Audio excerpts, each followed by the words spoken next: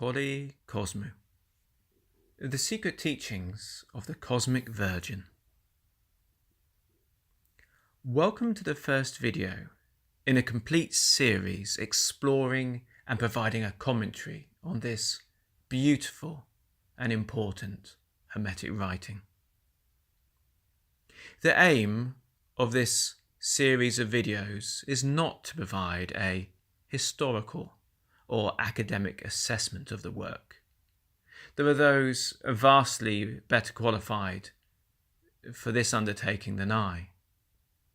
Our goal is rather practical.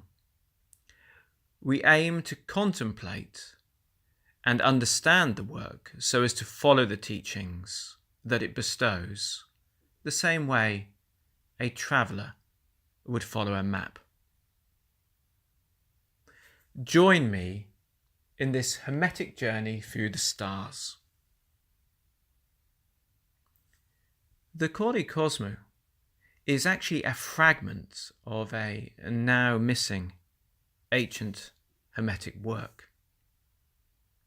Although it's just a fragment, it's actually longer than most other Hermetic writings. It tells us the story of Horus, the Egyptian god, learning the secrets of immortality from his mother Isis. That's correct. This is indeed the only Hermetic text to feature the original Egyptian gods rather than the normal protagonists we would come to expect. Hermes himself does actually appear in the story, but Agathodamon, Tat, and Asclepius are nowhere to be seen. We actually only have the sections of this book that remain because they were published in the 5th century in a collection of sayings and precepts. The compiler, Joannes Stobius, he was a Macedonian, and all we know about him is that from his name he probably had a Christian upbringing.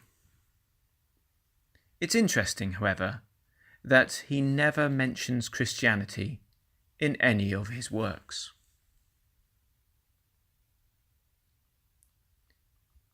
The Koli Cosmo is beautiful in its incompleteness and elegant in its style and structure.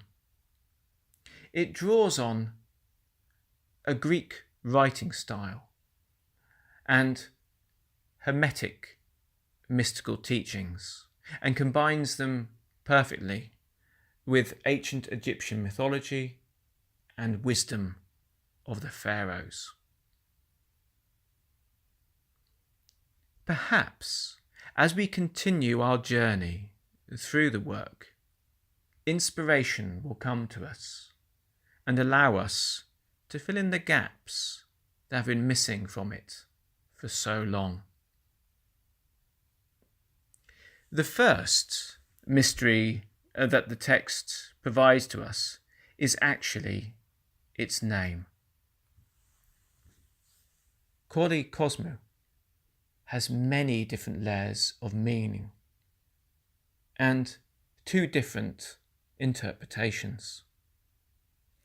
Koli means virgin and brings with it the idea of sanctity, of purity, of the original unsullied state of something.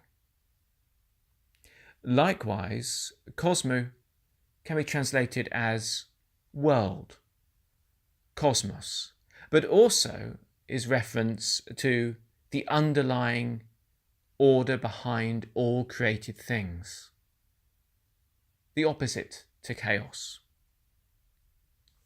In many ancient Greek spiritual texts, it's made clear that to achieve your divinity, you must become at one with this underlying order and oppose chaos.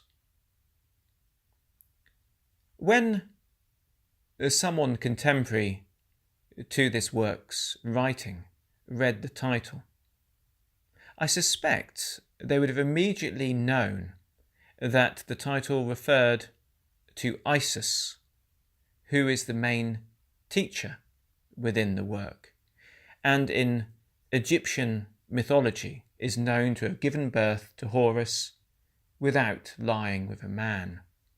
But they would also have seen another layer of meaning behind this, the pure and unsullied state of the original order of creation. This would have been very clear to them and would have made them aware of what Isis was representing and what Isis would be teaching in the work. A Greek reader would also have their mind come to Kore, a nameless goddess of the underworld from their own tradition, who, associated with death, was to be feared, but who would also give special teachings and sacred knowledge to those who dared to visit her. Some people, however, have translated this title completely differently. In some ancient pre-Socratic Greek writings, Kore actually means eye, or the pupil of an eye, whereas Cosmo could of course mean world. If we were to take this interpretation of the title, it would be clear that it referred to Horus. Horus achieved his highest potential when his eye was restored after great and noble battle.